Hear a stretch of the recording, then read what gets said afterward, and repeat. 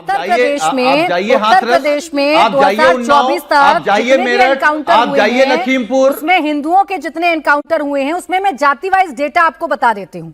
ब्राह्मणों 20 एनकाउंटर हुए हैं, वो अपराधी, वो माफिया जो किसी न किसी मामले में पुलिस की निशाने पर थे। ठाकुर, यानी आप बार बार जो कहते हैं स्वजातीय स्वजातीय, तो मैं आपको बता देती हूं जो राजपूत समाज है, जो ठाकुर समाज है, 18 ऐसे अपराधी हैं जिनका एनकाउंटर किया है योगी की पुलिस ने। जाट गुर्जर 17 हैं, यादव 16 हैं, दलित 13 हैं। अब बताइए मुझे, अब ये आंकड़े तो नहीं झुटलाएंगे ना सुनील सिंह यादव जी? अगर इतना ही भेदभाव करते ये भारतीय जनता पार्टी वाले तो ठाकुर 18 और 20 ब्राह्मण ना होते ना, ये संख्या तो 1-2 होती। मैं ये कह रहा हूं कि इसमें एक बात और जोड़ दीजिए ना, बचा कितनों को रहे हैं। हमारा सवाल, आपने इनकाउंटर किसका किया? किसी अपराधी के पक्ष में बोलने के लिए नहीं बैठा हूं मैं। ठीक है, भेदभाव जो हो रहा है उसके लिए मैं सवाल खड़ा कर रहा हूं। अरे भाई, अगर आपको सरकार है कि उत्तर प्रदेश सरकार अपराधियों को बचा रही है, इनसे कहो कि थोड़ा टीवी पे आना भी तो सीख जाएं। प्राची जी ये भी तो ये क्या है? इद्दी नपिद्दी बीच में बोल रहे हैं। टॉप अपराधी हैं जिनको अच्छा ठीक है, लेकिन चलिए अब सुनील सिंह यादव जी सवाल ही बदल दिया है, तो उस सवाल का जवाब अजय आलोक जी दें तो बेहतर होगा। अब उन्होंने सवाल ही बदल दिया। अब अजय आलोक जी, अब बात ये नहीं है कि आप किसका एनकाउंटर या किसको खत्म करते हैं, बात यह है कि आप बचाते किसको हैं। और अभी भी बहुत नाम है जो सुनील जी के पास हैं, कहें तो वो अभी आपको लिस्ट दे देंगे पूरे अपराधियों की जिनको आप बचा रहे हैं। जब से आपने डिबेट शुरू किया, पहला टॉपिक और दूसरा टॉपिक, आलोक जी भी मौलाना रजा साहब हो चाहे सुनील जी हो, दोनों डिबेट के टॉपिक पे कोई जवाब नहीं दे रहे हैं, लेकिन बड़ा इधर से उधर, दाएं कभी बाएं, कभी उधर, कभी बरेली, कभी उन्नाव, कभी कहां, कभी मेरठ, लेकिन पॉइंट पे नहीं आ रहे हैं। तो बिहार में एक कहावत है, हंसुआ के बिया में खुरपी के गीत। एक बात जान जाइए, एनडीए की सरकार जहां हो, एनडीए की सरकार, भाजपा की सरकार जहां भी हो, हम न किसी को बचाते हैं न किसी को फंसाते हैं, कानून अपना काम करता है। आपकी जानकारी के लिए बता दूं सुनील जी, 8.5 वर्षों में टोटल एनकाउंटर्स जो हुए हैं, जिसमें 256 लोग मारे गए हैं, उसमें 47 लोग मुसलमान हैं, 13 लोग मात्र यादव जाति के हैं। कितने हो गए? 47 और 13 60 प्रतिशत पे निकालिए कितना हो गया? 256 का 60 का प्रतिशत। क्या बोलते हैं, मतलब कुछ भी बोल देना है बिना आंकड़े देखे हुए, बिना कुछ भी बात किए हुए, परसेप्शन बनाने की लड़ाई। आज जानते हैं आप, ये परसेप्शन बनाते हैं ना, तो इसका फायदा भी हमें ही होता है, क्योंकि लोगों ने देखा है कि समाजवादी पार्टी के नेता किसके फातिया पढ़ते हुए देखे गए थे। बहुत उस संत का अवतार लेके पैदा हुए थे महाराज मुख्तार अंसारी जी। अतीक अहमद के मारे जाने पे किसको सबसे ज्यादा दुख हुआ था, कौन रोया था, कौन अतीक अहमद को कुत्ते को खिलाता था, ये भी पूरे देश ने देखा है। तो अपराधी और समाजवादी पार्टी उसी तरह सिनोनिम है जिस तरह बिहार में आरजेडी और अपराधी है।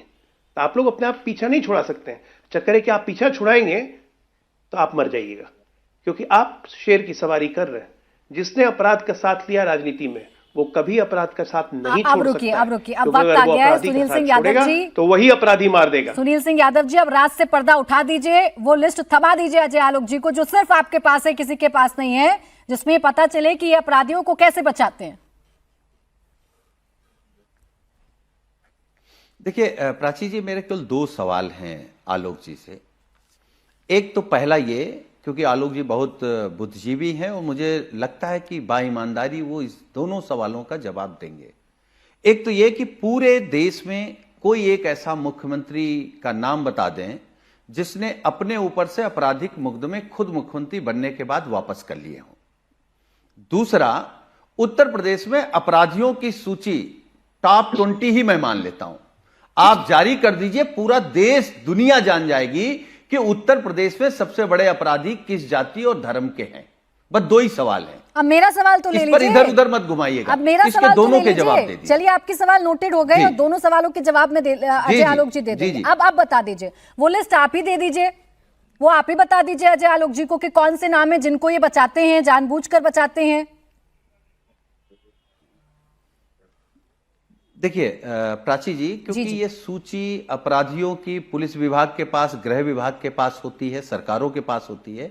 यही सवाल जब आप 1 साल बाद हमसे करेंगे, तो जब उत्तर प्रदेश माननीय अखिलेश यादव जी मुख्यमंत्री होंगे, समाजवादी पार्टी की सरकार होगी, जिस दिन करेंगे उसी दिन हम जारी करा देंगे। सब कुछ मालूम कर लीजिए कि क्या होता है, सरकार क्या छिपाती है और क्या बताती है। बड़ा आसान है इन लोगों को एक्सपोज करना। सब कुछ मालूम है। एक बात तो साफ हो गई ना, हमने 2 सवाल किए, उसी 2 सवालों में सब कुछ है। या बुलडोजर अगर कहीं पर चलता है तो वो ठीक है ना, ये तो ठीक है ना, मैं बताता हूं। उसमें तो भेदभाव नहीं है ना कोई। उसमें भी दिक्कत होगा इनको।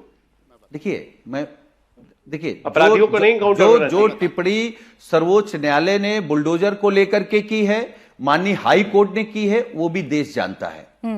हम लोग कभी भी बुलडोजर के पक्ष में नहीं थे, नहीं हैं। हम अपराधियों के पक्ष में नहीं हैं, कब्जेदारों के पक्ष में नहीं हैं।